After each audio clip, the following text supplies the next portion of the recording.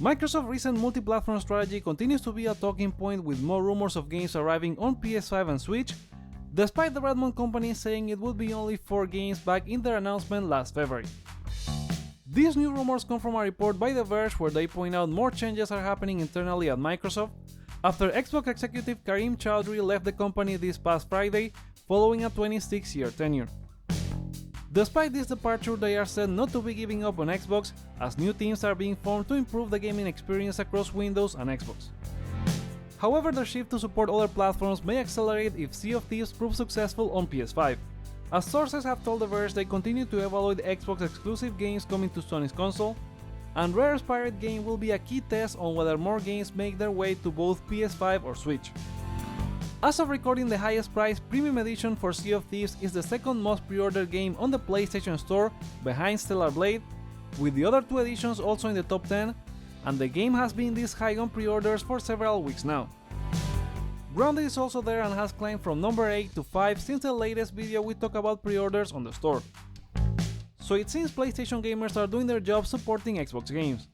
Still, it will remain to be seen if sales are enough for Microsoft to bring more games, and whether they will be older, smaller games, or they could make a jump to bigger ones like Starfield, despite Xbox boss Phil Spencer saying the opposite. Will you be playing Sea of Thieves on PS5? Share with us in the comments.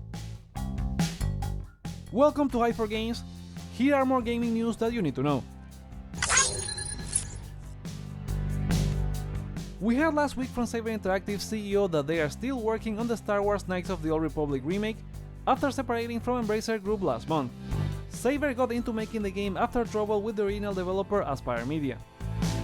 Despite that, the status of the game continues to be uncertain, but what's not uncertain is that Sony doesn't want to do anything with the game, regardless of them announcing it as a PlayStation exclusive in September 2021.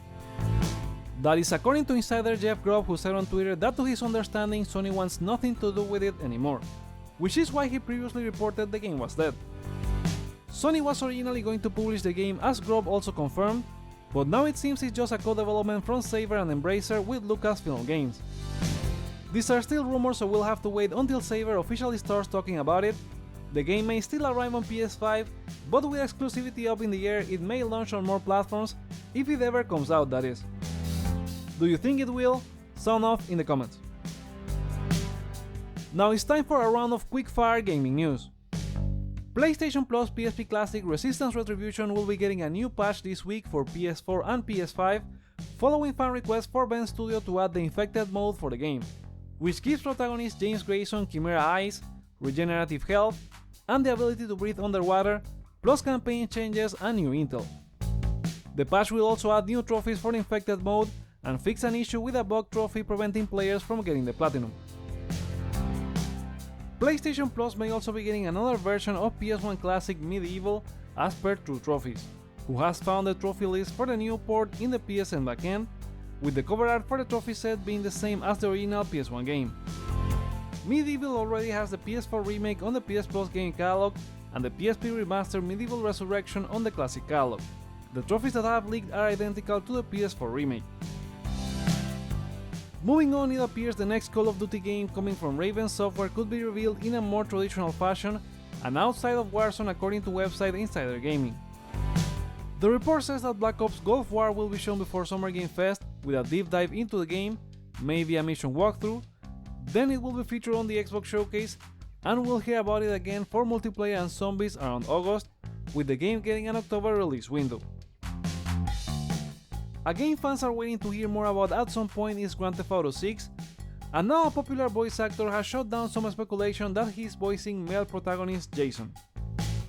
We are talking about Troy Baker, who was in an interview with YouTube channel The Movie Dweeb, where he was asked if the rumors were real, to what Baker pointed out that the character only says one word, and people assume it was him, but that's not the case. And he hopes that whoever does the voice gets credit for it, because he's sure it's going to be great. A game that could be great as well is Ubisoft's upcoming Star Wars Outlaws, and we'll be able to watch more this week ahead of the publisher's Forward event later in June. Ubisoft announced on Twitter the game will get a story trailer tomorrow at 9 AM Pacific, 6 PM Central European Time. It's unclear whether we'll get a release date, but maybe they confirm the release window, which is likely 2024, given it has already been rated in multiple regions.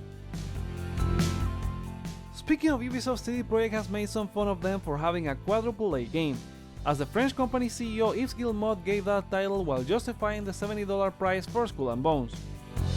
Ubisoft has been criticized since then, with the game getting a price discount shortly after it launched.